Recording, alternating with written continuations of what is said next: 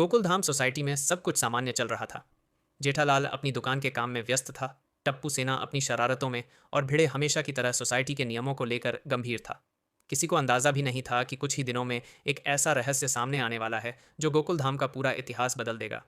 एक दिन तेज बारिश के बाद सोसाइटी के पीछे बने पुराने स्टोर रूम की दीवार का एक हिस्सा गिर गया।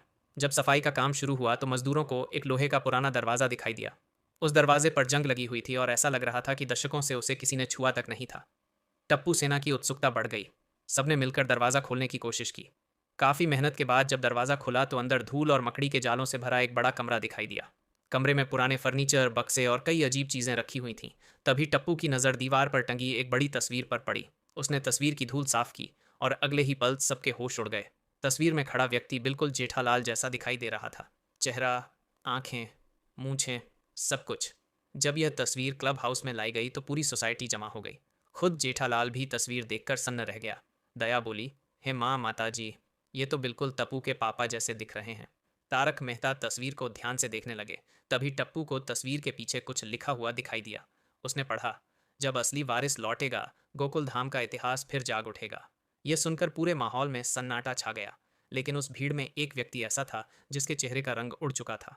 वह था भिड़े। उसने तुरंत नजरें झुका लीं। किसी ने उसकी घबराहट पर ध्यान नहीं दिया। लेकिन कहानी यहीं खत्म नहीं होने वाली थी। उस रात करीब 2 बजे जेठालाल की नींद अचानक खुल गई। उसे लगा जैसे घर के बाहर कोई मौजूद हो। फिर अचानक डोरबेल बजी। जेठालाल डरते डरते दरवाज़ा खोलने गया। लेकिन बाहर कोई नहीं था। सिर्फ एक पुराना लॉकेट पड़ा हुआ था। उसने लॉकेट उठाया। अंदर एक अजीब सा निशान बना हुआ था और साथ में एक मुड़ा हुआ कागज़। कागज़ पर लिखा था, अगर सच जानना है तो अतीत को खोजो। अगली सुबह जेठालाल ने यह बात तारक मेहता को बताई। दोनों ने तय किया कि इस रहस्य की तह तक पहुंचना ही होगा।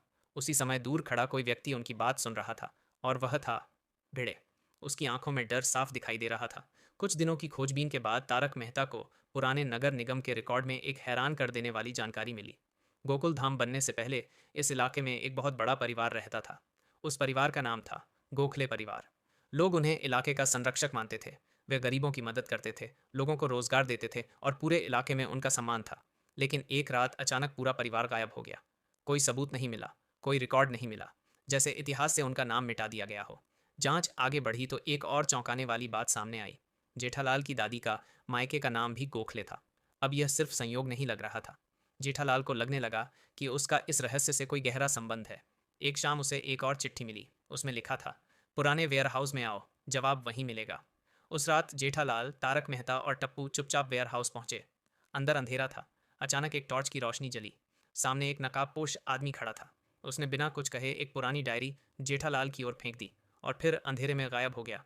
डायरी गोखले परिवार के मुखिया की थी। उसमें परिवार के इतिहास के बारे में विस्तार से लिखा हुआ था। लेकिन सबसे महत्वपूर्ण पन्ना फटा हुआ था। फटे हुए हिस्से के पहले आखिरी लाइन लिखी थी, हमारे बीच एक गद्दार है। जेठालाल की धड़कन तेज हो गई। कौन था वह गद्दार और उसने ऐसा क्यों किया? अब यही सबसे बड़ा सवाल बन चुका था। दिन गुजरते गए, रहस्य गहराता गया और फिर एक रात जेठालाल ने उसी नकाबपोश व्यक्ति को सोसाइटी के टेरेस पर देख लिया। वह उसके पीछे दौड़ा। दोनों अंधेरी गलियों से गुजरते हुए भागने लगे। आखिरकार नकाबपोश आदमी एक पुरानी इमारत के पास गायब हो गया। लेकिन जाते जाते उसके हाथ से एक कागज गिर गया। कागज पर सिर्फ एक लाइन लिखी थी, गद्दार अभी भी गोकुलधाम में है। ये पढ़कर जेठालाल के पैरों तले जमीन खिसक गई। क्या गद्दार का परिवार आज भी मौजूद था? क्या वह सोसाइटी के किसी सदस्य का पूर्वज था? या फिर क्या खुद गद्दार अभी भी जिंदा था?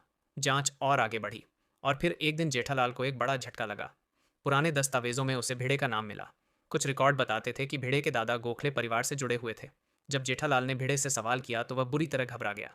उसने बात टालने की कोशिश की, लेकिन इस बार जेठालाल नहीं रुका। उसने साफ पूछा, भिड़े, तुम क्या छुपा रहे हो?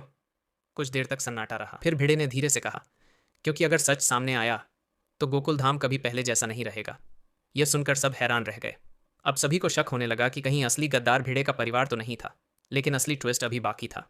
अगले दिन भिड़े ने सभी को क्लब हाउस में बुलाया। उसके हाथ में एक पुराना लकड़ी का बक्सा था। उसने बक्सा खोला। अंदर कई पुराने दस्तावेज, नक्शे और चिट्ठियां थीं। भिड़े ने कांपती आवाज में कहा, मेरे दादा गोखले परिवार के सबसे वफादार लोगों में से थे। सब चौंक गए। भिड़े ने आगे कहा, मरने से पहले उन्होंने मुझे एक जिम्मेदारी दी थी। उन्होंने कहा था कि जब असली वारिस लौटे तभी यह राज बताना। जेठालाल हैरान रह गया। तो क्या वह सचमुच उस परिवार का वारिस था? भिड़े ने एक और दस्तावेज निकाला। उसमें गोखले परिवार की वंशावली दर्ज थी। सबकी नजरें एक नाम पर जाकर रुक गईं।